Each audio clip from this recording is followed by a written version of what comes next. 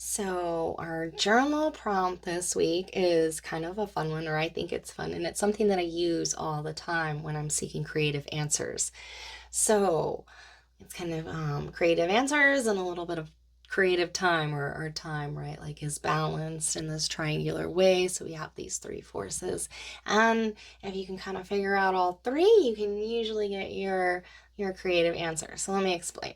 So, for me a lot I just really all the time I need, right, like especially when it's something creative, right? And if you do anything, these creative blocks, I don't really feel I'm hardly ever blocked because I just know I will get the answer if I put it out in the right way and make space to receive the answer, which is the most important part. And so whatever your goal is, or maybe, right, so for us, some people right now, in the class, in the series that we're doing, they're searching for their vision. Like, what is so big and that they want to create? What do you want to create? All right. So then you set, like, this is what I'm looking for. Maybe you don't know. So, right, that would be the question. Be like, what is it that I'm supposed to be doing? What is the vision that I need to receive? Right. So you put it out there, you're not going to get the answer right away. At least that's not how it works for me. So we have our question that we're posing, and a good time to do this is in the morning, right? So you have the whole day to kind of just go with the flow and receive your answer. So we have set this intention. I would like to get my vision of what it is I would like to do. This big vision, this big goal, right? What is it? And now we think about our day and time, and there's active, neutral, and passive time. So active, right, means when you're actively doing something, putting out the work, actively creating the website, actively doing the yoga asanas. And then passive, maybe when you're learning something, right? It's sort of being the input and the output. And then the neutral is when it's more of like a meditative state. So when you're showering or you're driving or actually meditating. Um, though I've never actually gotten answers when I've just like actually sat down to meditate. It's always been more of a meditative state where I'm doing something that I don't need to think about. And then that's usually where the answers come. So a big part for me is driving and in the shower.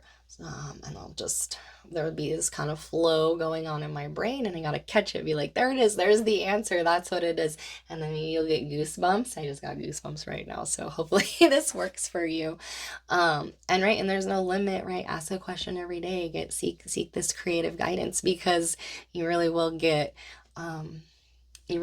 something. So this is like the shorts, like all of them will just be like, oh, that's a really good idea.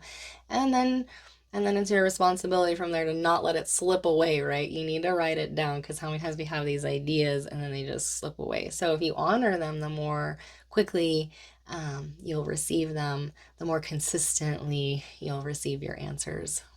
So you build this sort of trust that what you need will come, and then you make the space to receive it during that neutral time, not scrolling. And this has been really fun, because I've always thought about, I think a lot of us are brought up, it's like, if you're not busy doing something, you're being lazy. Like, it's not relevant, like it's not good.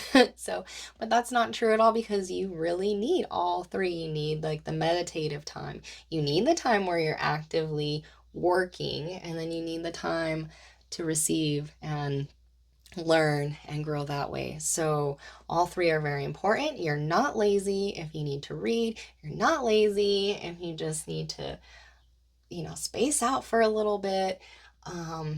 They're all the same amount of valuable. So take a little easy on yourself and play with this, finding your creative answers in this new way, and let me know if it works for you, or if you, or but it's similar, when you're like, oh, what's the name of that, and I know the name and it feels like it's on the tip of your tongue, and then later poof, pops into your head.